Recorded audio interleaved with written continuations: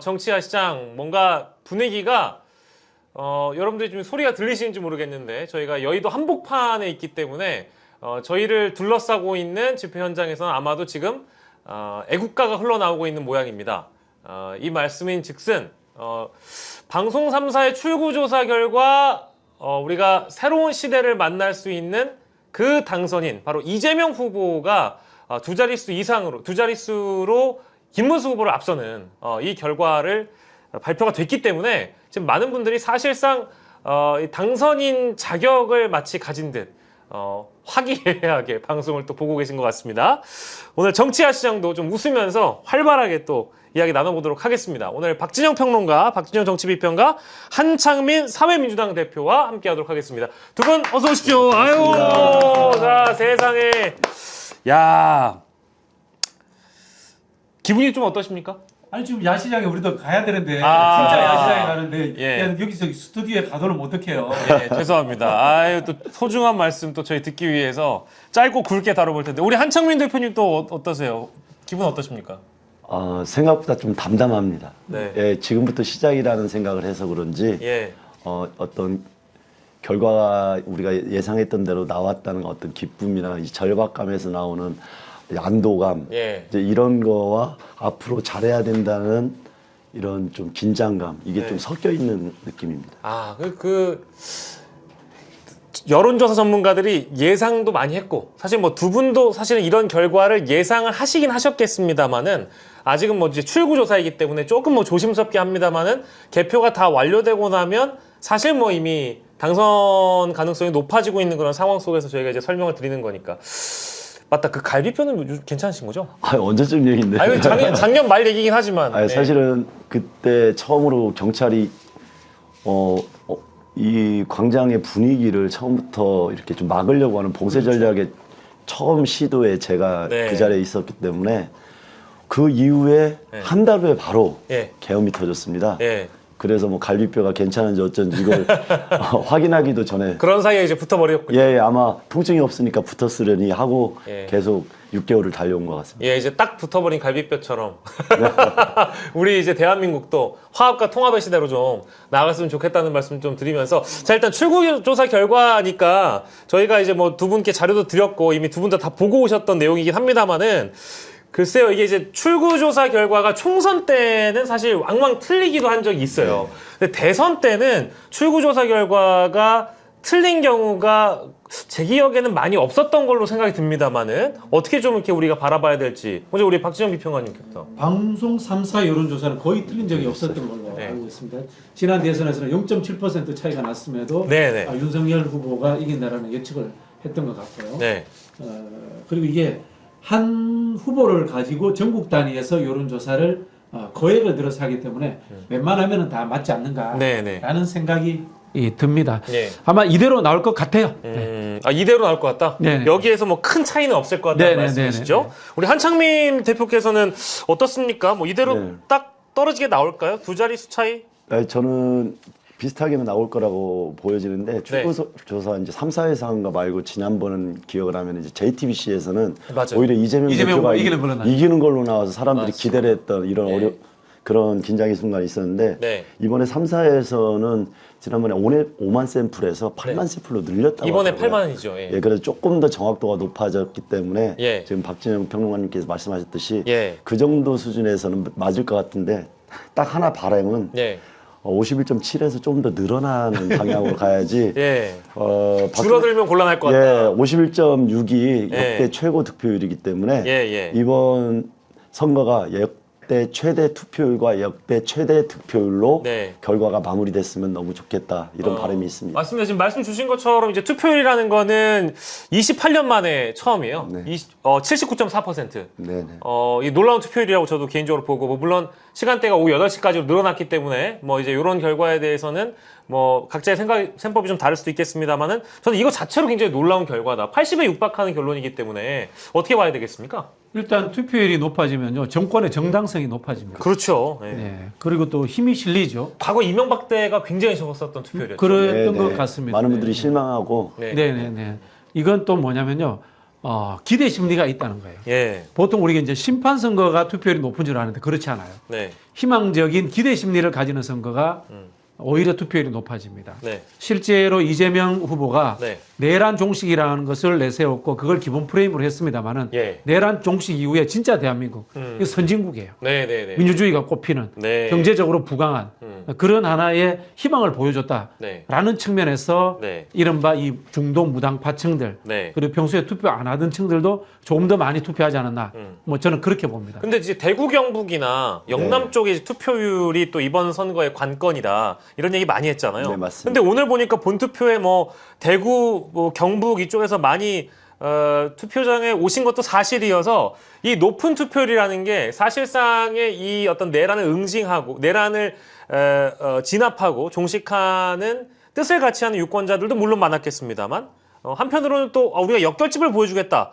해가지고 이렇게 덜어 투표율이 높아진 거 아니냐라는 이런 분석을 하시는 분들이 일부 있을까 봐 제가 그 말씀 좀 여쭙고 싶은데 아니, 저는 좀 반대 의견이긴 합니다만. 근데 다른 의원이 그런 기대 심리는 네네. 있을 겁니다. 제가 선거를 치르면서 TK 지방을 갔을 때 네네.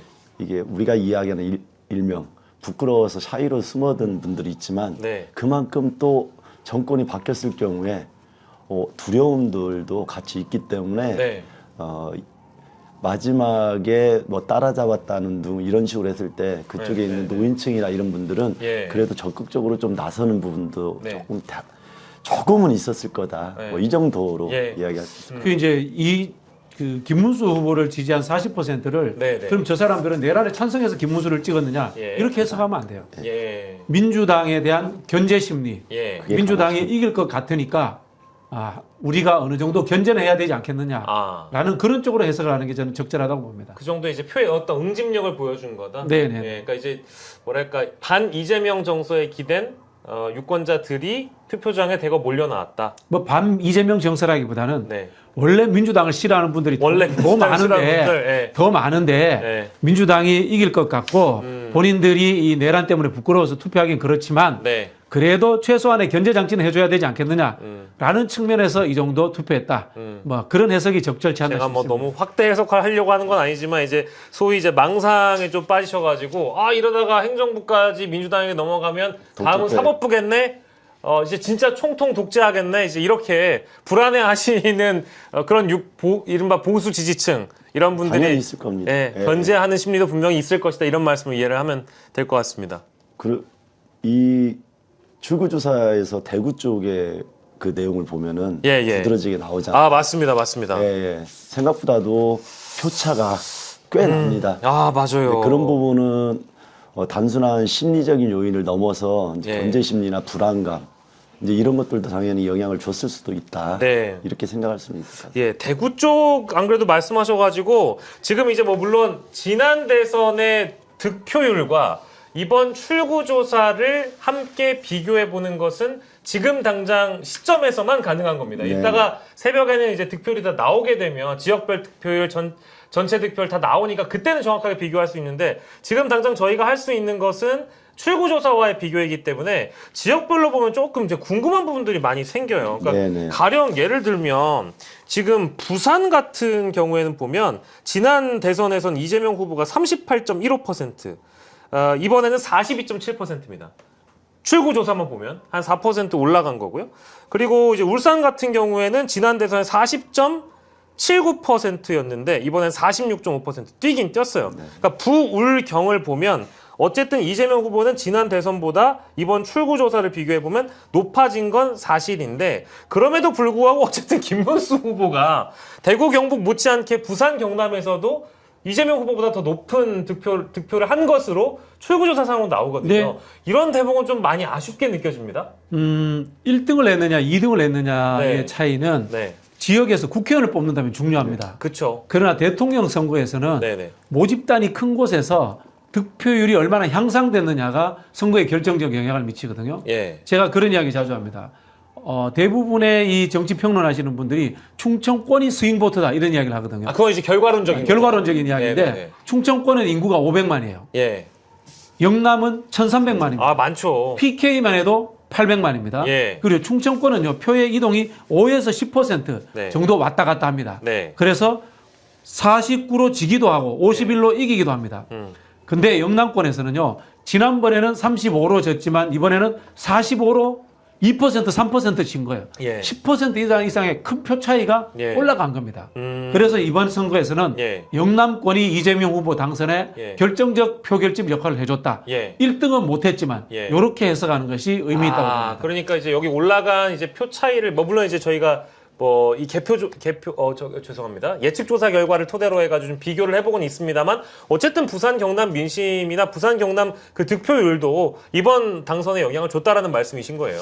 아마 이제 아쉬움은 있을 겁니다. 네네. 평상적인 선거가 아니라 네. 이번에는 내란 전국으로 훨씬 더 심각하게 국민들이 반응할 거라고 생각했기 때문에 그렇죠. 영남도 예. 이번만은 또 다른 별도의 선택을 하지 않겠냐 이런 기대가 있었고 초기에는 맞습니다. 그 여론조사에서도 좀 잡혀가지고 예. 부산하고 경남 쪽은 거의 비등비등하거나 좀 앞서는 결과까지도 나왔는데 예. 마지막에 뚜껑을 열어보니까 네. 출구조사이긴 하지만 예. 그래도 여전히 벽은 있었구나 이런 생각을 하실 국민들도 있겠지만 예. 저는 조금 전에 말씀하신 박정현 교수님이 얘기한 거하고 비슷한 흐름을 우리는 받아들여야 된다고 생각합니다. 예. 예전에 노무현 대통령 시절에 10%대였어요. 19%, 18%. 예. 지금은 40%대에서 이제는 오차 범위까지도 따라 올라갈 정도로 예.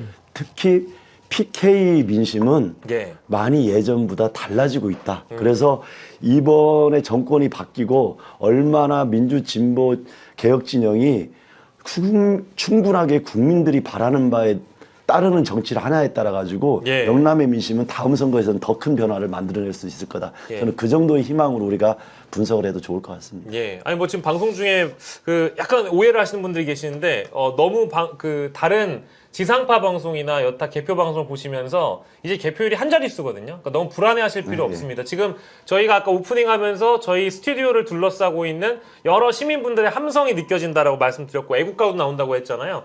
사실상의 공식적인 당선 행사 준비를 지금 준비 과정을 저희 주변에서 하고 있는 겁니다. 그러니까 물론 출구조사이긴 합니다만은 민주당이나 전반적인 정치권 분위기가 이렇게 돼버리면 뭐 개표하게 되면 이재명 후보가 당선이 유력하고 확실시 되겠다라고 지금 나아가고 있는 방향이기 때문에 너무 불안해하시면서 방송을 보시진 않아도 된다라는 말씀을 더불어 드리지만 저는 이제 저희가 좀 섭섭한 부분을 짚고 있는 겁니다. 아니 왜냐하면 공식 선거운동 기간 때도 그랬고요. 그 전에도 그랬고 아니 이재명 후보가 이번 선거운동 기간에 가장 공들였던 지역이 어디냐? 영남이었잖아요. 네네. 근데 영남인데 이제 오늘 출구조사 딱 보자마자 많은 이 지지자분들이나 시민분들이 야 어떻게 대구 경북이나 영남은 그래도 어떻게 이재명이 덜 나왔다의 문제가 아니라 어떻게 김문수를 이렇게 많이 찍어줄 수 있냐 지금 이게 너무 속상하신가 봐요. 여기에 대한 더 뭐랄까 이제 위로를 듣고 싶은 거죠. 이게 쉽지 않은 게요. 네. 예전에 그 TK의 유명 정치인 중에 허주라는 사람이 있어요. 김윤환이라는 사람. 네. 예. 그분이 선거 유세할 때 어떻게 하는지 아세요? 그 뭐 나와서 손가락 가던 대로 하던 대로 하면 됩니다. 공약도 없고 뭐 쓴 선동도 없어요. 예. 하던 대로 하면 됩니다. 네. 이게요 굉장히 무서운 이야기예요. 정치라는 것도 아버지 때부터 예. 또는 우리 지역에서부터 인간관계들 속에서 사회 경제적 요인 속에서 포위되어 가지고 사람이 성향이 만들어지는 거거든요. 네. 이게 쉽게 바뀌지 않습니다. 저는 그 우리 영남의 이 김문수를 찍은 분들도 네. 윤석열을 미워하고 내란이 잘못됐다고 생각하시는 분들이 많을 거라고 봅니다. 그렇죠. 그러나 민주당 찍기는 아직도 부담이 있는 거예요. 왜? 안 찍어봤기 때문에 같이 민주당과 살아보지 못했기 때문에. 예. 그래서 사실은 예. 민주당이 그 지역 출신의 비례대표 국회의원이라도 많이 만들어주고 예. 그 의원들이 잘하면은 야 우리 대구 출신의 민주당 의원 있으니까 잘하더라. 예. 그러면 더 찍어줄 수 있는 거예요. 그렇죠. 자꾸 습관들여지고 익숙해지도록 하는 예. 그런 아예 점진적인 정치적 개혁이 필요합니다. 예.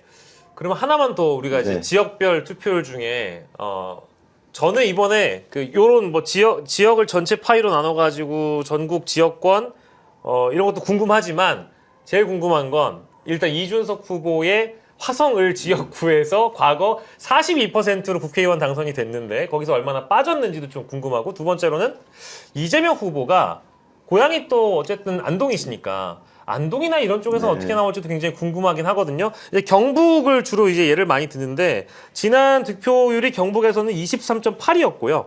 오늘 나온 출구 조사는 28.2입니다. 그러니까 이제 비교가 안 되는 뭐 그런 이제 스탯입니다만은 어쨌든 4% 올랐어요. 여기는 득표율, 여기는 출구조사입니다. 다시 한번 말씀드려요. 하지만 이재명 후보가 소폭 오른 것으로 보이긴 합니다.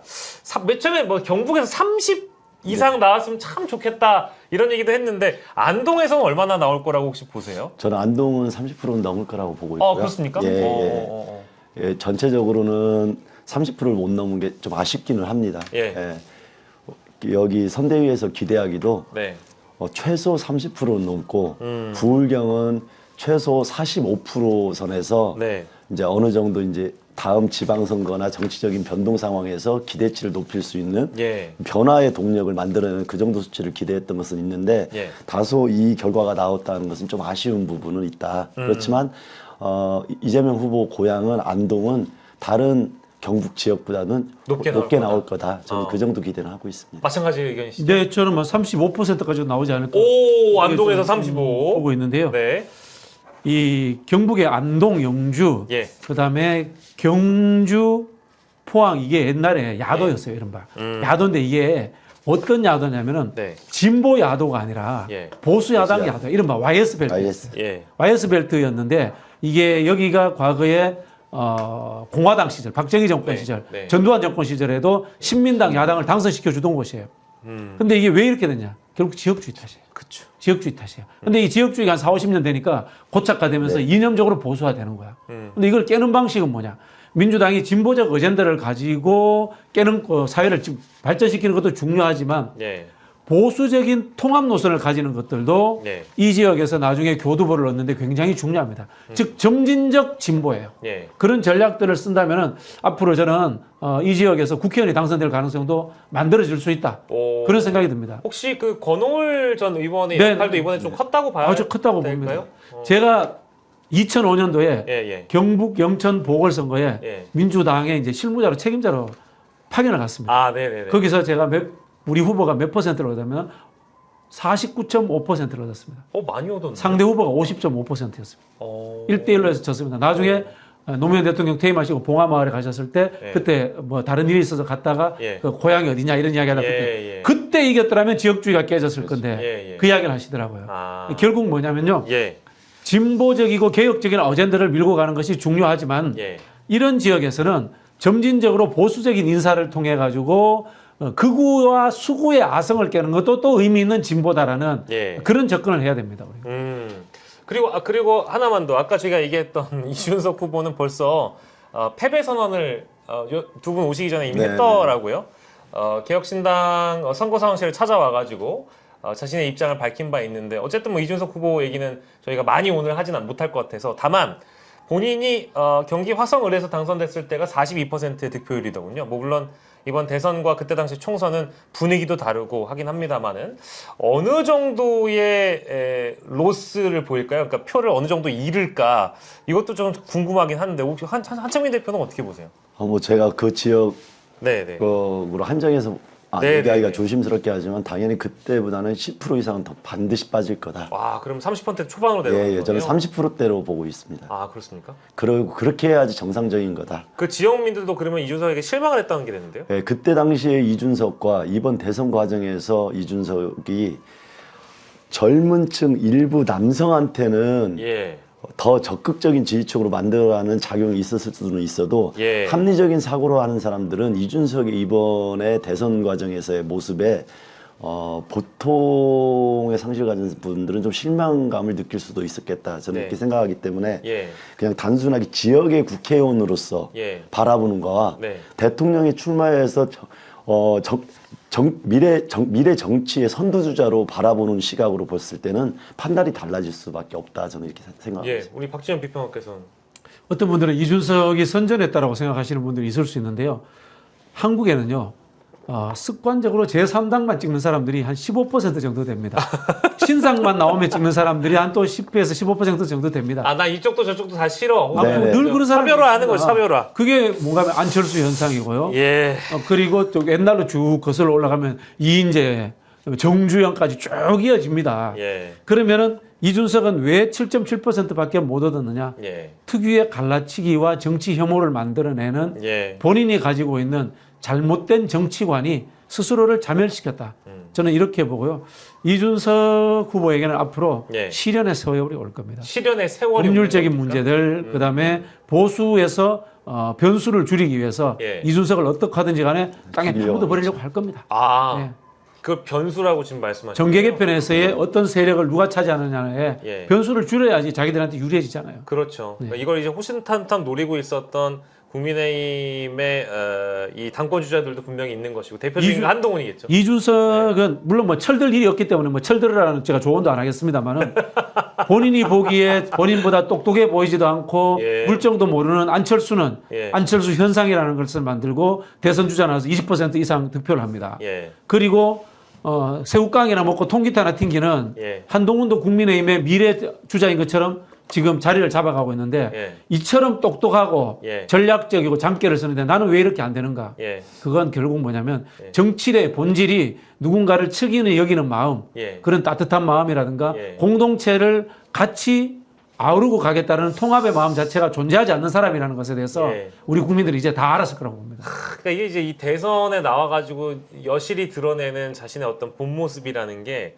인간에 대한 어떤 깊은 이해가 없다라는 게 제 나이 또래만 보더라도 다 알거든요. 딱 봤을 때, 야, 이거는 너무 그 어떤 인본주의적 접근이라든지 이런 걸 전혀 못하는 정치인이었구나라는 게 여실히 드러나 버렸기 때문에 이제 그런 거에 대한 패착 때문에 상당 부분 표를 많이 또 깎아먹은 게 아니었을까. 뭐 물론 가정입니다만 그 TV 토론의 3차 토론에 네. 있었던 그런 발언이 없었다면 이 정도의 결과는 안 나왔을까요? 어떻게 혹시 생각하세요? 그것도 영향을 반드시 마지막에 준 것은 사실인 것 같아요. 네, 왜 네. 그러냐면은 출구조사 결과만 하더라도 그 전에는 10% 안팎에서 지지율이 상승기를 가지고 있었던 게 맞거든요. 예. 그 가운데서 3차 토론에서 그 정말 비인간적인 그런 막말을 해놓고 그 이후에 대응 방식도 굉장히 나빴거든요. 예. 그렇기 때문에 그 부분이 표에 영향을 주는 건 맞다. 예. 그리고 지금 박진영 평론가님께서 말씀하셨던 그 예. 부분은 굉장히 중요한 지점인데요. 예. 정치인의 덕목 중에도 굉장히 중요한 게 예.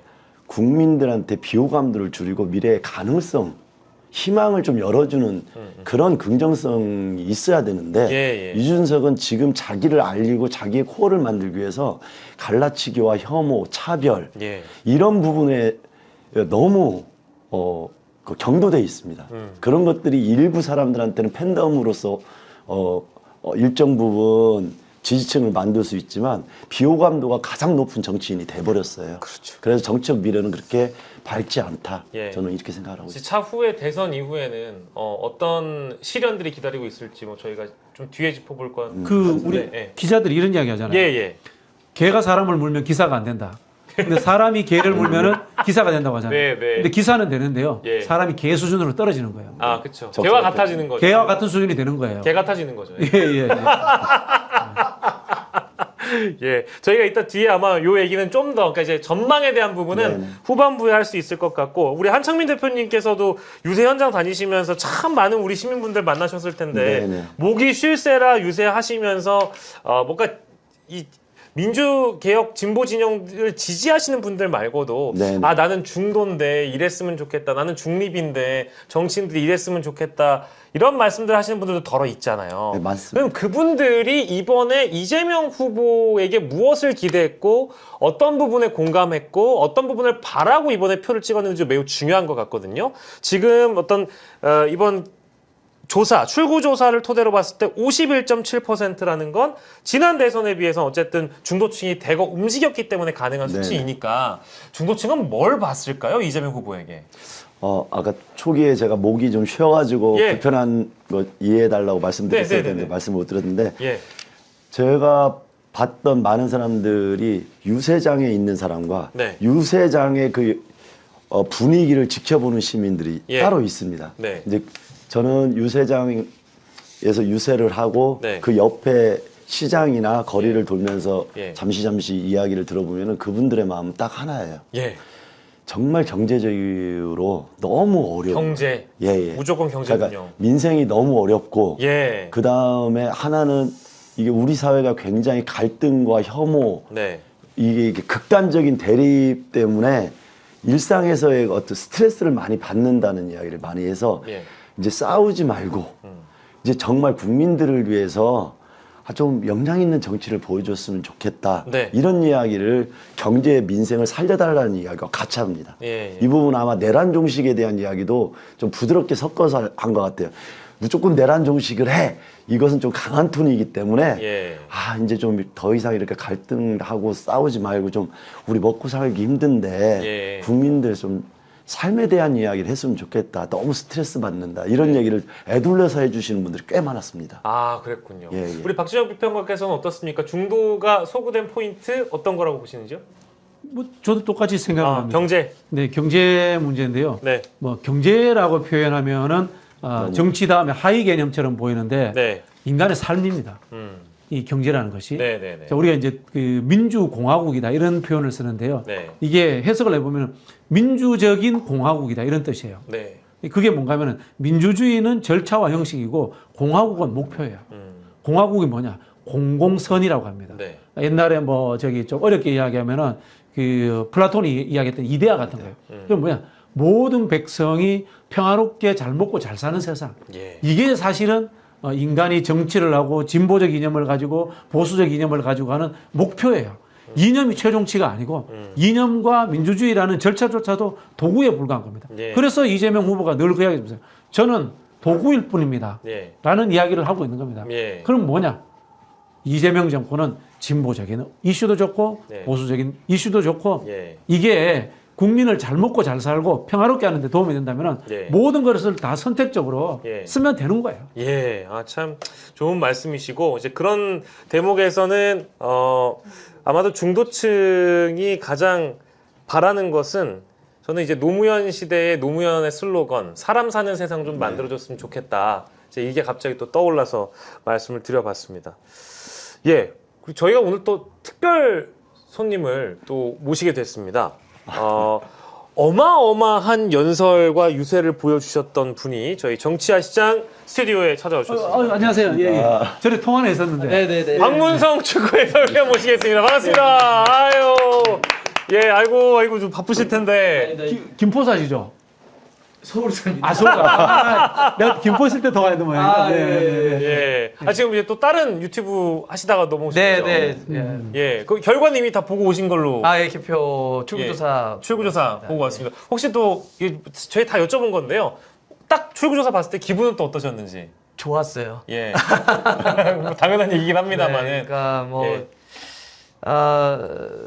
걱정이 됐죠. 그러니까 주위의 어떤 반응이나 네. 뭐 사람들의 생각, 이야기는 듣고 있었지만 그래도 어떻게 될까.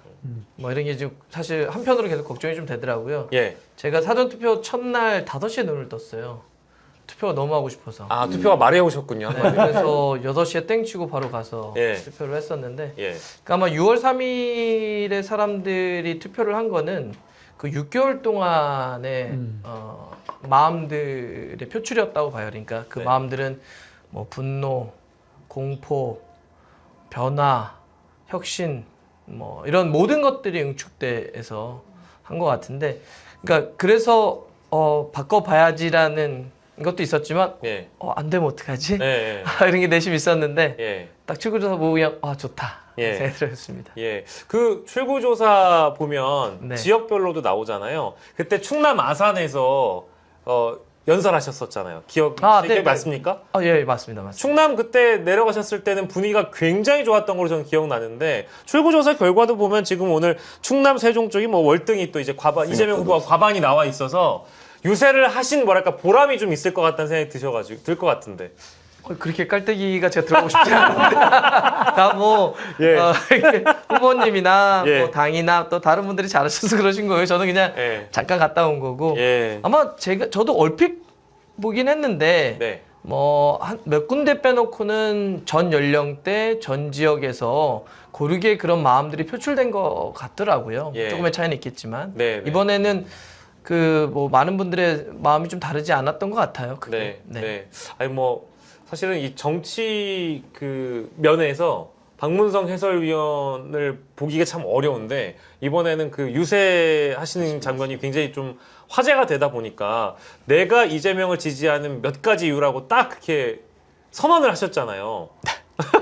아니, 여쭤보는 게 너무 부끄러운 일이 되시는 건가요? 네. 근데 저 왜 부르신 거예요?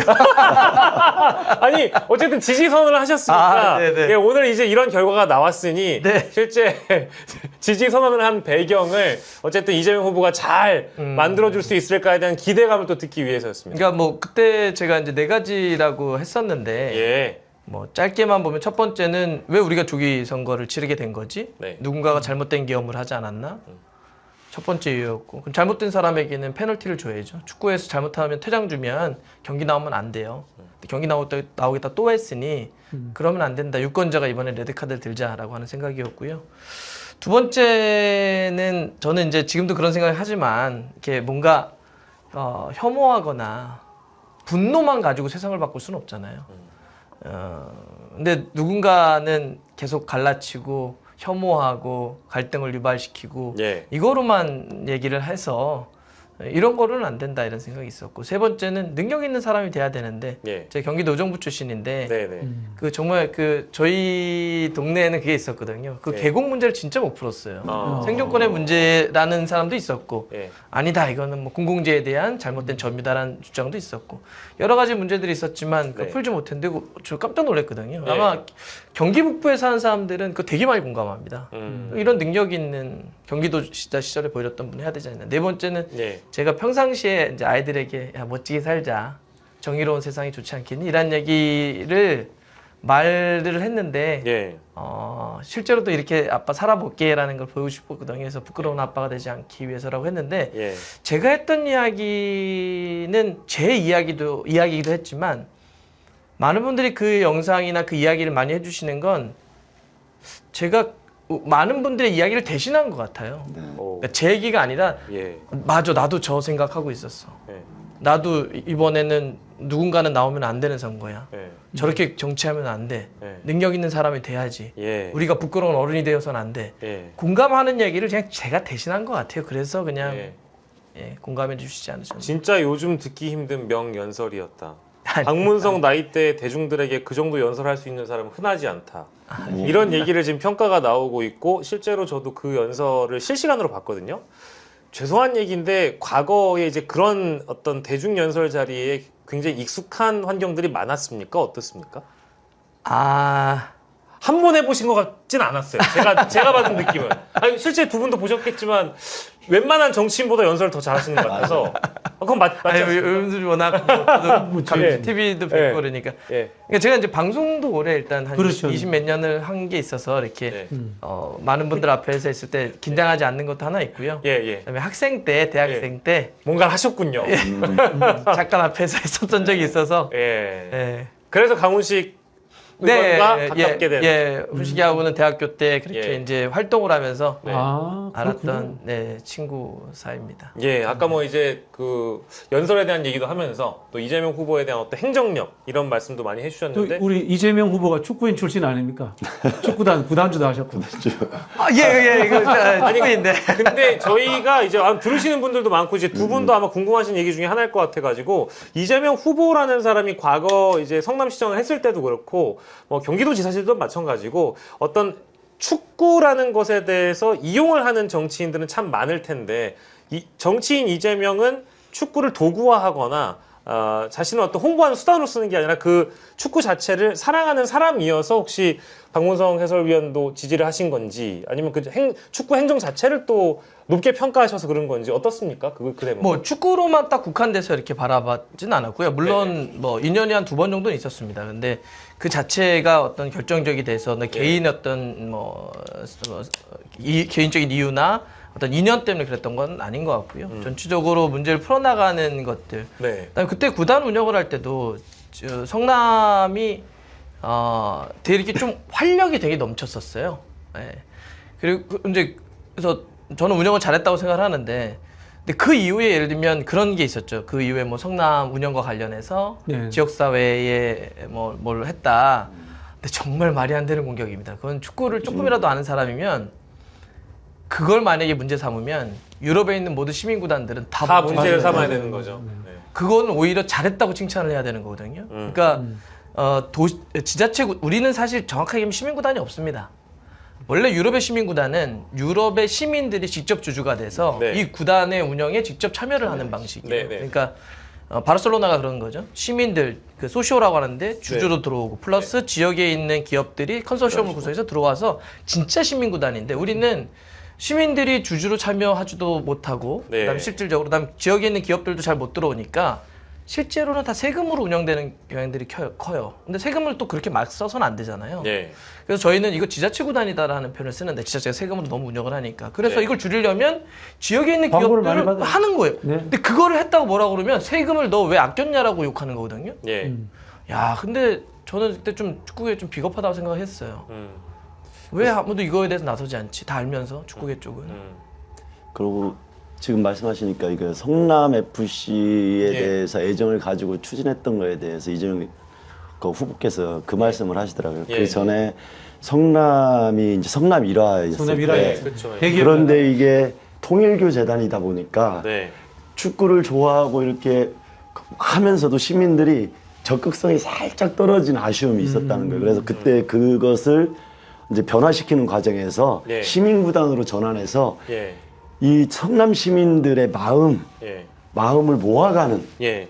예전에는 그 3X라고 해가지고 전두환 시절부터 이렇게 스포츠를 네. 좀 악용하는 이런 것을 넘어서서 예. 진짜로 시민들이 그 부분에 대해서 애정을 가지고 하는 모습이 너무 활기차고 좋았다는 거예요. 예. 그것을 더 확대하기 위해서 한번 해보자 이렇게 결심한 계기를 말씀을 하시더라고요. 아, 그랬군요. 근데 저희가 이제 용어에 약간의 민감성이기도 하겠지만 자꾸 뭐 예를 들면 뭐 축구를 이용하지 마라 정치에. 근데 어떻게 스포츠도 이 현실 사회를 살고 있는데 정치와 네. 어떻게 관계를 안 삶의 맺을 수 도화입니다. 있죠? 예. 삶이 정치인데 뭐. 예. 그러면 축구와 관련한 수많은 제도들, 법 이런 거 어떻게 해야 됩니까? 당연히 정치와 해서 서로가 머리를 맞대서 예를 들면 경기장 소유에 대한 문제, 세금에 대한 문제, 여러 가지 문제에 대해서 서로 합의하고 협의해서 서로가 서로를 그렇게 하면 되는 건데 우리는 가끔 싶으면 절대 넘어서는 안 된다는 거예요. 무슨 논리인지 잘 모르겠어요. 이제 그거의 대표적인 사례가 아마 최근에 이제 그 한 야구 구단에서 어떤 인명사고가 크게 났는데 이제 그거를 관리하는 주체가 뭐 어떤 건 A가 하고 어떤 건 B가 하고 어떤 건 C가 해서 책임을 서로 안 지려고 하는 문제가 발생했을 때 그것도 역시 정치가 해결해야 될 문제임에도 불구하고 또 꼭 어떤 상황에는 뭐 축구는 정치에 손 떼라 뭐 이런 식의 어떤 얘기를 한다는 것. 그 정치가 우리 사회 모든 영역의 대종이다 이렇게 이야기합니다. 모든 종류가 다 포함되어 있다는 이런 뜻이에요. 그 정치가 다 해결해야 되는 거예요. 그럼요. 그러니까 정치를 위해서 대의민주주의라는 제도를 통해서 대표를 뽑는 거예요. 네. 물론 이제 그게 아까 말씀해 주셨던 것처럼 3S 정책에 대한 효과 같은 거겠죠. 하도 그 일방적으로 이용하니까. 이용을 해서 그런 거긴 하는데 그렇게 극단으로 갔다고 해서 우리가 또 극단으로 치우치면 안 되죠. 그러니까 우리가 문화 정책에서 가장 효과적인 걸 팔길이라고 하지 않습니까? 그래서 지원을 하되 간섭을 하지 않는다. 서로가 그런 입장만 명확하게 한다면 예. 당연히 스포츠도 정치와 함께 가야 됩니다. 예. 아이고 참. 그 얘기까지 저희가 좀 들어보고 아마 아까 이제 우리 박문성 해설위원께서 저를 왜 섭외하신 거죠라고 말씀드렸는데 조금 시간 한 좀 더 쓰다 보면 이제 말미쯤에 드리고 싶은 질문이 하나 있는데 요 얘기 하다 보면은 자연스럽게 나올 겁니다. 사실은 지금 이제 이재명 후보가 51.7%로 출구조사에서 어쨌든 앞서갔다는 결과가 일단 나왔고 네. 지금 개표가 지금 진행되고 있는데 18.3% 10시 40분 기준으로 개표가 되어 있고요. 이러다 보면은 제 생각에는 한 당선 유력이 꽤 빨리 뜰 수도 있겠다라는 생각은 좀 듭니다. 이렇게 일단 말씀을 드리고 박진영 평론가와 우리 한창민 대표께도 드리고 싶은 질문은 어쨌든 이번에 만약에 당선인의 경우에는 바로 임기가 시작되는 거잖아요. 그러면 지금 누구를 먼저 임명을 해야 되고 이 절차는 어떻게 되고 이런 거에 대한 궁금증이 분명히 있으실 것 같거든요. 1호 인사는 누가 뭘 해야 될 거고 1호 업무 지시는 뭘 거고 이런 거에 대해서 궁금해하시는 분들이 많을 것 같아요. 좀 지금 이르긴 합니다만은 그거에 대해서 벌써 듣고 싶으신 분들이 많이 계신 것 같아요. 어떨까요? 일단 뭐 지금 취임 선서식으로 대신한다 그러고 어떻습니까? 말 가정해 본다면? 일단 드러나지 않는 1호 인사는 네. 총무비서관 임명입니다. 총무비서관이라는 게 이제 대통령실. 네. 예, 이제 예산 관리 예산뿐만 아니라 인사 모든 모든 것을 다 인사까지 이제 관리하죠. 왜냐하면 포괄해서. 인수인계를 받아야 되니까. 네네네. 인수인계를 받아야 되니까 이제 네. 총무비서관 임명 네. 이거 그다음에 총무비서관을 통해 가지고 네. 기존에 있던 이 대통령실에 근무하는 이른바 일반직 공무원들을 예. 인수를 받고 예. 그다음에 부처 파견을 받아야 됩니다. 그게 아마 첫 번째가 될 것 같고 예. 그 다음은 비서실장하고 이제 총리 순으로 갈 것 같은데요. 예. 총리는 시간이 걸리지만 빨리 해야 되는 이유가 총리를 임명해야지만이 예. 장관 제청권을 행사합니다. 총리가 우리 헌법에는 예. 장관을 임명할 때 제청을 해줘야 되거든요. 네. 그런 부분이 있기 때문에 네. 순서대로 보자면 총무비서관, 비서실장, 총리 이런 순서가 되지 않을까 그런 생각이 듭니다. 네, 이미 뭐 좀 하마평에 올라간 인사들이 뭐 일부 보도를 통해서 나오긴 했는데 이게 또 선거 기간에 예민하다 보니까 네. 이걸 뭐 일찍 다뤄버리고 민주당 쪽에서 인정해버리면 상당히 또 부담이 돼서. 근데 지금 오늘 같은 경우에는 뭐 지금 이 시각 정도면 얘기를 좀 꺼내도 될 것 같아 좀 이르지만 꺼냈습니다. 예, 근데 이미 사실 선대위가 아니라 후보 측에서는 이런 인사들이 이미 좀 당연히. 준비가 되어 있다라고 봐야 되겠죠. 그럼요. 그렇지 않으면 내일 바로 인수위 없이 시작되기 때문에 예. 내일부터 업무가 개시되면서 아까 얘기했듯이 총무비서관이나 비서실장이나 예. 특히 이번에는 경호처 문제가 많이 있었기 때문에 경호실장. 경호처장도 빨리 할 것 같습니다. 예. 경호처에 제 친구가 있는데 예, 예.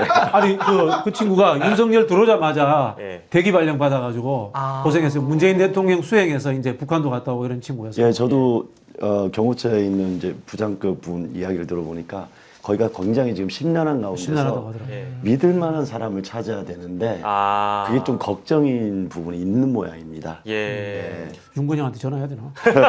자, 그리고 박문성 해설위원께서 네. 아주 그 가까우신 분 있잖아요. 그 가까우신 분이 오늘 TV조선 보도에 이름이 딱 나왔더라고요. 누구 얘기하시나요? 예. 그 강모 뭘 훈식. 좀 훈식이? 예. 예, 아니, 뭐가 나왔나요? 당선이 되면 제목이 이래요. 당선되면 비서실장 유력 검토. 이렇게 기사 딱 뜬 거예요. 그래서 이게 강훈식이라는 분이 굉장히 이재명 후보한테 신망이 두텁게 또 인식이 되어 있구나. 신뢰 같죠, 똑똑하고. 이런 이제 인상을 받아서 혹시 굉장히 또 가까우시니까 그런 뭐 얘기는 안 하시겠지만 평소에 이제 뭐 이재명 후보와 관련된 이야기를 두 분이 나누거나 뭐 하셨을 거 아니겠어요? 그래서 그냥 궁금해서 여쭤보는 겁니다. 그 보도는 못 보셨을 것 같아서. 학생 때는 저보다 훨씬 떨어졌었는데.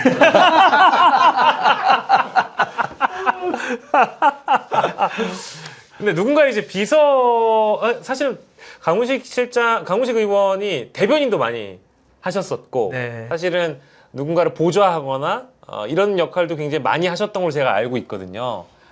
제가 뭐 이렇게 예. 현안이나 이런 건 잘 많이 몰라서 얘기하기는 어려운데 예. 제가 아는 그냥 친구나 사람 강원식 같은 경우는 네네. 난 학생 때도 그랬고 이렇게 사람들과 무엇인가 이야기하거나 어울리거나 그런 예. 대중에 대한 감각이 상당히 좋은 친구예요. 그러니까 어, 그때도 학생 때도 그래서 참 따르는 사람들이 많았어요. 그러니까 어떤 뭐 이야기나 뭐 비전이나 예. 구호나 선언을 해서가 아니라 예. 그냥 저 사람은 좋은 사람 같아. 예. 그래서 사람이 참 좋은 사람이었다고. 두 번째는 정치를 지금 3선을 하고 그러면서 저는 그냥 뭐 만남이 현안 얘기보다는 가끔씩 하는데 자기가 잘못한 일도 많았겠죠.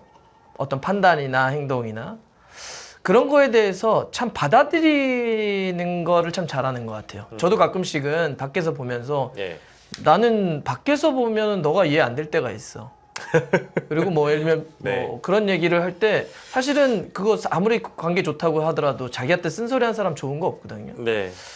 그러면 이렇게 나중에 보면 또 그거에 대해서 어느 정도 또 해서 같이 이야기를 하고 예. 같이 이야기를 하고 그리고 아마 이 당에서 생활하면서도 뭐 지난번 당대표 선거에 나가기도 했었는데 예. 항상 다 잘했던 게 아닌 거죠. 뭐 분명히 뭐 많은 문제들이 있었을 텐데 그런데 참 그거를 자기 거를 받아들이는 우리가 요즘 말로 하면 뭐 자기 객관화라든지 예. 이런 거에 대해서 뭐 완벽하진 않지만 예. 그래도 잘 받아들이고 다시 곱씹으려고 하는 것 같아요. 예, 굉장히 그 조심스럽고 섬세하게 친구를 평가해 주시는 것 같아서 순간 제가 너무 죄송했습니다. 이 질문 괜히 드렸나? 부담 드렸나 저도 싶어가지고. 사실 예. 아주 좋아하고 존경하는 후배님인데 예. 실무자 생활을 같이 했거든요. 예. 일단 따뜻하고 네. 변하지 않아요. 예. 그리고 기획력이 있다. 예. 보통 이제 국회의원 재선되면 우리 하는 말로 이제 어깨 뽕도 들어가고 예. 그렇다고 이야기하는데 우리 강훈식 의원은 3선임에도 불구하고 예. 전혀 그런 부분들이 보이지 않는 따뜻한 사람이다. 네, 그 말씀 드리고 싶고요. 예. 우리 저기 해설위원님 나왔으니까 이제 축구에 빗대서 하나 이야기 드리자면 예. 그 이영표 감독이 했던 이야기 같은데 예. 국정도 마찬가지입니다. 신인 발굴하는 곳이 아니고 예. 검증된 제일 잘하는 사람들 데려다 써야 됩니다. 음. 국정은 연습하는 곳이 아니고 실험하는 곳이 아니다. 예. 그랬으면 좋겠습니다. 저희 요 말씀 듣는 와중에 박수 한번 치고 가도록 하겠습니다. MBC 예측 프로그램에서 이재명 당선 유력이 지금 떴습니다. 박수 한번 주세요. 이제 좀 더 편안하게 얘기를 해도 되겠죠? 네. 앞서서는 살짝 좀, 또 이렇게 얘기 꺼내면 너무 또 이르게 간다고 얘기를 하실까봐. 자, 근데 뭐 아까 이제 총무비서관 얘기도 하셨고, 뭐 총리 또 비서실장 얘기도 우리가 좀 나눠보고 왔습니다만은 이게 당장 가게 되면 그 내각에 있는 장관들이랑 이재명 후보가 같이 일을 해야 되는 건가요? 약간 동거 정부 기간은 좀 있을 수 불편한 동거를 해야 되나요? 예, 예. 나가라고 할 수 있나요? 그런데 이제 이 부분은 있죠. 네. 사실 이 내란 정국에서 네. 이게 대통령 하나의 문제가 아니라 네. 내각 전체의 문제점으로 우리가 받아들이고 있기 때문에 예. 지금 이주호 부총리가 대응을 하고 있는 상황이기 때문에 네. 좀 더 다른 때보다 더 빠르게 네. 총리도 교체를 하고 예. 빠르게 내각 인선을 하기 위한 노력들이 아마 민주당에서도 고민을 깊게 하고 있을 겁니다. 예. 그러면 가령 사표를 내거나 이럴 수 있는 거잖아요. 그만두겠다 사의를 표명을 하면 그 이제 윤석열 정부의 지금 현재 내각의 장관들이 그러면 그걸 이제 이재명 후보가 안 받아주거나 함께 갑시다라고 해서 그건 불가능하죠. 불가능하죠. 그렇습니까? 여기서 불가능이- 시간이 걸리는 것은 예. 인사대청을 하더라도 네. 청문회 기간이라는 게 다 있잖아요. 그래서 최소한 몇 달은 걸리는 몇 겁니다. 달 걸립니다. 그래서 문재인 정부 시절에서도 처음에 하는 게 거의 160일 정도 걸렸을 겁니다. 완성이 되는 데는. 네. 그리고 국무위원회 11명 이상이 돼야지 국무회의가 성립되기 성립이 때문에 되기 때문에. 예. 사표를 수리하면 안 예, 돼요. 네. 그렇군요. 그래서 중간에 그 동거 내각이 네. 필연적으로 지금 민주주의 기간이 없기 때문에. 그러면은 이제 아까 행정력에 대해서는 우리 박문성 해설위원도 평가를 잘 해주셨기 때문에 공무원을 어떻게 다룰 줄, 그러니까 자기 휘하의 공무원들이 고위직이 됐든 하위직이 됐든 잘 다룰 줄 아는 역량이 있는 사람일 거 아니겠어요? 이재명 후보가.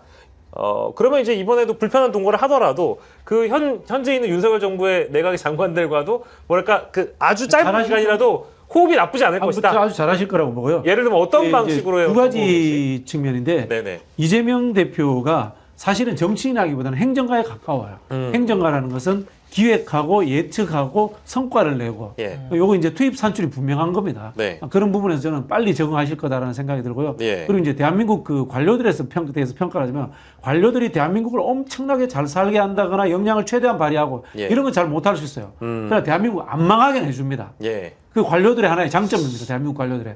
그런 부분에서 초창기에 바로 저는 이 차관들이라든가 이 일반적인 관료들을 장악하면서 바로 국정이 저는 안정화될 것이다. 예. 뭐 이런 생각이 듭니다. 이재명 후보의 가장 장점이라고 볼 수 있는 게 예. 뭔가 변화와 개혁을 만들려고 하면 과거의 이 관행이나 이 흐름에서 확 바꾸기가 쉽지가 않아요. 특히 공직사회에서는. 네. 근데 이재명 대표의 굉장히 장점이 하나면은 선을 그어줄 줄 압니다. 그렇죠. 이른바 가르마.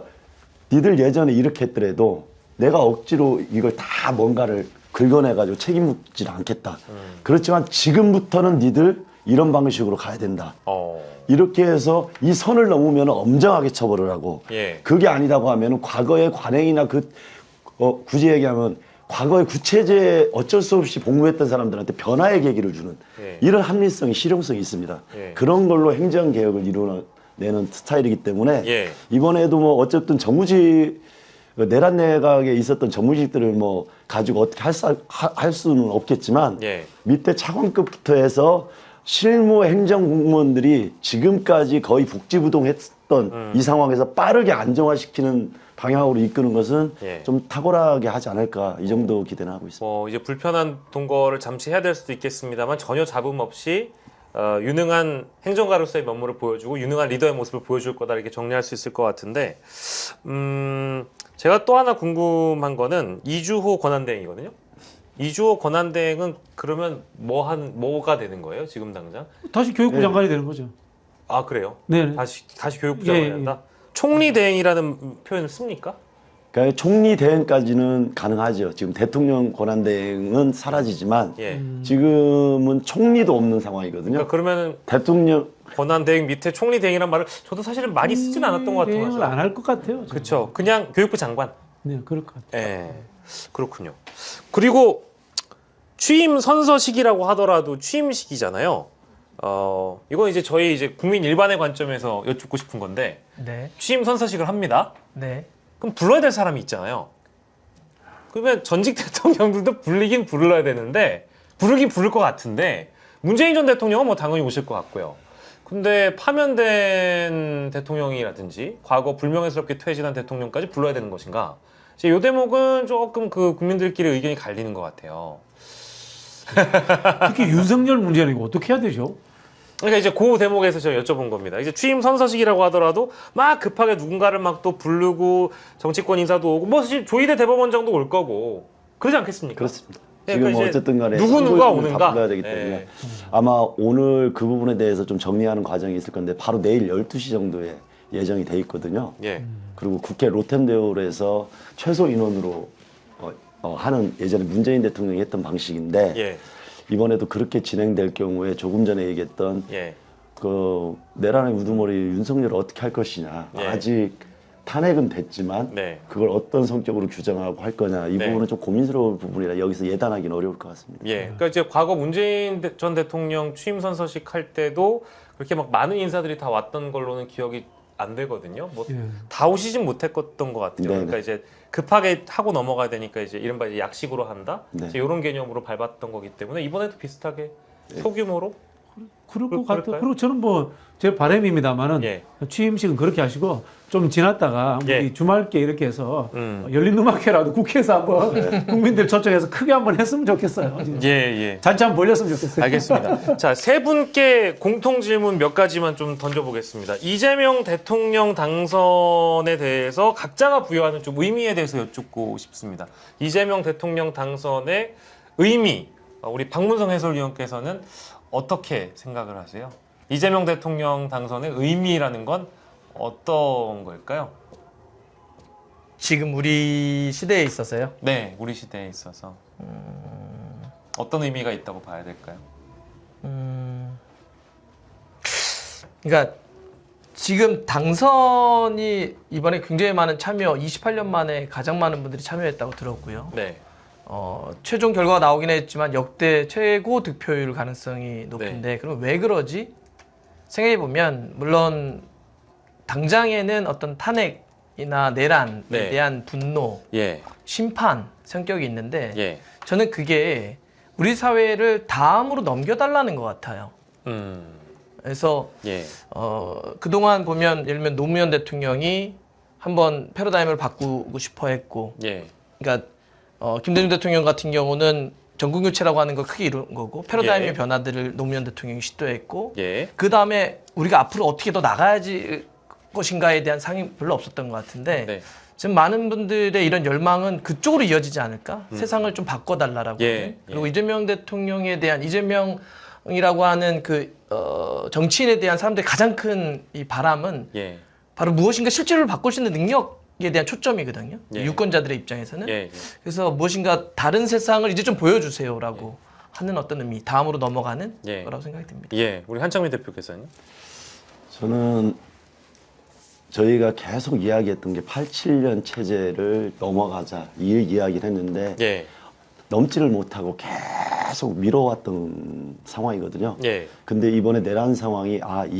우리가 생각했던 만큼 우리의 민주주의가 형식적으로는 어느 정도 이렇게 완성의 과정으로 진척이 돼 있지만 예. 내실 있는 부분에서는 여전히 미흡하거나 그 다음에 국민들의 삶 자체에서도 여러 가지 모순적인 상황이 계속 누적되고 있구나 이런 것을 느꼈다고 생각을 합니다. 예. 그래서 결국은 대선 과정에서도 계속 얘기했지만 그동안의 구체계 그 중에서도 소수의 엘리트와 기득권과 특권층 중심으로 흘러갔던 대한민국이 이번에 후보가 이야기했던 건 국민 주권 정부로서 가기 위한 좀 혁신적인 사회 대변화 이것이 반드시 이루어져야 된다. 예. 그리고 그 부분에 대해서는 이재명 대표가 좀 실천력이 을 가지고 있기 때문에 예. 국민들이 정치적인 변화로 우리 삶이 변한다는 것을 좀 효능감을 느낄 수 있는 그런 하나하나의 스텝들을 반드시 밟아줘야 된다. 그렇지 않으면은 경제 상황이 그렇게 갑자기 윤석열 정권 3년이 망가뜨린 이게 갑자기 회복되기 어렵거든요. 그러면 이게 기다려주지 않습니다, 국민들이. 그래서 빠르게 하나하나 해결하는 그 실천력을 보여줌으로써 예. 정치가 정말 우리 삶에 왜 필요한지를 좀 확인시켜주는 그런 그 정부의 어떤 효능감을 보여줬으면 좋겠다. 예. 예, 그 얘기는 꼭 드리고 싶습니다. 박진영 비평하게. 저는 선진국. 선진국. 네, 이제 문재인 정부 때도 선진국이었습니다만은 예. 본격적인 선진국 시대다라고 말씀을 드리고 싶은데요. 선진국이라고 하는 것은 경제적 풍요, 그 다음에 성장과 복지의 균형감, 그리고 안전한 나라 이런 것들이 다 포함되어야 된다라는 측면에서 저는 선진국이라는 화두와 또 하나는 민주주의 이상의 공화정. 말씀하신 87년 체제를 이제는 넘어서야 됩니다. 다수자 지배론을 넘어서 가지고 모두가 같이 지배하는 주권자가 예. 그런 시대로 가야 되지 않나 예. 하는 말씀 드리고 싶습니다. 예. 세 분 아마 오늘 이동하실 때 밖에 나가시면 불편함이 있으실지는 잘 모르겠습니다만 지금 여의도 분위기는 거의 축제에 가깝다고 합니다. 외부에 굉장히 많은 분들이 또 여의도를 주변으로 해서 많은 분들이 오고 계신다고 하고요. 그 이유인즉슨 이제 당선이 유력한 주자인 이재명 후보가 여의도에 와서 이제 어떤 메시지를 내는가 이제 여기에 초점이 맞춰져 있는 것 같은데 물론 그간 선거운동 기간에 하셨던 말씀은 반복할 수도 있고 또 자신이 무엇을 하겠다라고 뭐 밝힐 수도 있는 것인데 일단 국민들에 대한 감사함과 동시에 어떤 대통령이 되겠다 뭐 이제 이런 말씀들 하실 것 같아요. 어떤 메시지 낼까 궁금하긴 하거든요. 글쎄요, 뭐 일단 예. 국민들에게 감사하다라는 말씀을 제일 먼저 하실 것 같아요. 예. 이제 우리 대한민국 국민 진짜 위대하고 현명하다는 생각이 들어요. 네. 그 용기에 대해서도 대단하다는 생각이 들고요. 이 장갑차를 맨손으로 막아냈지 않습니까? 예. 이제는 이재명 대통령과 우리 민주당 그다음에 우리 사회민주당도 있고요. 같이 선거를 했던 이 집권 세력이 답을 할 때가 되지 않았나 네. 그런 생각이 듭니다. 저희 뭐 세부적으로만 사실 얘기를 할 수는 없지만 저는 막 다른 거 다 말씀 안 드리거든요. 내란만큼은 꼭 종식시켜주는 다음 정부가 됐으면 좋겠다도 있고 사실 헌법 전문 개정 이런 거 할 때 5.18도 얘기 많이 하지만 저는 2024년 12월 4일에 국민 여러분들이 이거를 막아내신 거기 때문에 12.3 내란 이런 표현 많이 하잖아요. 근데 그거 말고 12.4 국민혁명이라는 단어를 넣어주시거나 아니면 그런 표현들이 좀 이렇게 명문화될 수 있는 작업이 좀 있었으면 좋겠다라는 바람도 좀 해봅니다. 근데 맞습니다. 예, 근데 이번 새벽이에요? 예? 이번 새벽에 아니요. 태어날 때 정문에 예, 그러니까 예를 예. 들면 이제 이재명 정부에서는 그런 일이 있었으면 좋겠다라는 말씀이었습니다. 아마 오늘은 그래도 네, 감사의 말과 더불어서 네, 계속 연설 과정에서도 이제 계속 그 흐름이 만들어지는데 네. 민생 안정과 통합에 대한 메시지를 좀 강하게 할 것 같아요. 네. 여전히 이 갈등의 상황이 극단주의로 왔기 때문에 네. 우리가 지금 이재명 후보가 방탄조끼를 입고 다니는 이런 상황까지 왔잖아요. 예, 그런 부분에서 이 갈등을 해소하기 위한 이 불평등의 문제와 통합 문제. 그래서 이런 한국 사회의 모순들을 좀 해결하는 과정이 진정한 통합으로 가는 방향이다. 이런 메시지를 좀 담아서 해주시면 좋을 것 같고, 예. 엊그제 이야기한 게 단순한 봉합과 통합은 다르다는 메시지도 낸 적이 있거든요. 네. 그래서 내란 종식이 그냥 어떤 정치 보복이 아니라 잘못을 바꿔내고 그 다음에 용서와 화합과 통합으로 가면서 모두가 조금 더 존중받고 자유롭고 평화롭고 공정한 사회로 가기 위한 대동세상으로 가자. 네. 이런 메시지의 기조가 있었기 때문에 통합 네. 메시지는 강하게 나올 것 같습니다. 예, 저는 뭐 각 분야의 통합 다 중요한데 또 이제 박문성 해설위원 얼굴 또 보고 나니까 이제 각자가 몸담고 있는 그 계통이 있잖아요. 축구계에도 또 통합 뭐 이런 것들도 축구의 개혁이 많은데요. 아까 저희 얘기한 14년째 한 분이 끌어가는 엄청난 그리고 항상 우리가 얘기하지만 예. 아까 이제 봉합과 통합의 이야기. 제 얘기는 진정한 의미의 통합을 말씀드리는 진짜로 예. 진짜로 내란 종식이라는 것을 예. 버릴 수 없었던 것도 예. 다음 단계로 가기 위해서 정리해야 될 과제들이 있거든요. 예. 아까 축구협회도 맞아요. 마찬가지고 네. 우리 사회는 개혁적인 과제가 이루어져야지 통합과 연결될 수 있습니다. 그것을 자꾸 구분하지 않고 예. 하나의 단계로서 같이 조화롭게 고민하는 이런 시기가 됐다. 축구 정권 교체는 언제쯤 될까요? 축구 정권 교체. 죄송합니다. 잘 모르겠습니다. 아니 그렇게 노력을 해주셨는데 솔직히 굉장히 좀 아쉽고 너무 수고하셨다는 말씀을 드리고 싶은데 아직 수고라는 표현을 드리기가 너무 좀 그런 게 아직까지 제자리 걸음이라는 생각은 많이 하실 것 같아서 예. 이제 오늘 새벽에 어떤 얘기를 하실까 이런 얘기를 할 때 네. 생각을 했었는데 축구면 어떨까 뭐 이런 생각을 했는데 예를 들면 그런 생각이 좀 들어요. 싸우는 건 저희가 계속 해도 될 것 같아요. 와, 그러니까- 야 너무 멋있다. 그러니까 그게 제가 축구 쪽에 있으니까 축구라든지 각 분야에 예를 들면 대통령한테 모든 분야의 강론에 다 싸워달라고 얘기하는 건 저는 좀 아니라고 봅니다. 예, 저희가 싸우는 건 저희가 좀 싸우면 되고 네, 이제는 어쩌면 그런 의미로 이제는 하나 우리가 양보해야 되지 않나 뭐냐면 마이 캡틴에서 아워 캡틴으로 넘겨드리자. 나의 주장이 아니라 나의 대통령이 아니라 이제는 우리 모두의 대통령으로 넘겨드리자. 그래서 오늘 그 이재명 대통령 당선인이 새벽에 나와서 하신다고 한다면 그 유세 때도 그 얘기 많이 하시던데 대통에 대한 이야기를 많이 하시더라고요. 진짜 그렇게 가셔야죠. 이제는 여기 있는 여러분들 감사하다고 얘기하는 거고 하지만 나를 반대했던 모든 사람들의 우리는 이제 원팀으로 갑니다라고 하는 그런 그리고 그 대신 우리 그럴 수 있잖아요. 그럼 이 많은 개혁까지 어떻게 해? 하지만 원팀으로 가서 싸울 수 있어요. 우리 대통령 그렇게 싸우면 되고 우리 그런 강론에 싸우는 건 저희가 계속 싸우면 될 것 같습니다. 야. 축구협회도 제가 한번 싸워볼게요. 정말 오늘 방송의 피날레로 굉장히 훌륭한 말씀 주신 것 같습니다. 마이 캡틴이 아니라 아워 캡틴. 좋습니다. 오늘 세 분과 긴 시간 또 함께 해봤습니다. 사회민주당 우리 한창민 대표님 그리고 박진영 정치비평가 우리 박문성 축구해설위원과 이 시간 함께했습니다. 여러분들 새로운 시대에서 내일 또 여러분들 만나 뵙도록 하겠습니다. 내일 밤 10시에 뵙겠습니다. 세 분 모두 고생하셨습니다. 감사합니다. 감사합니다. 네.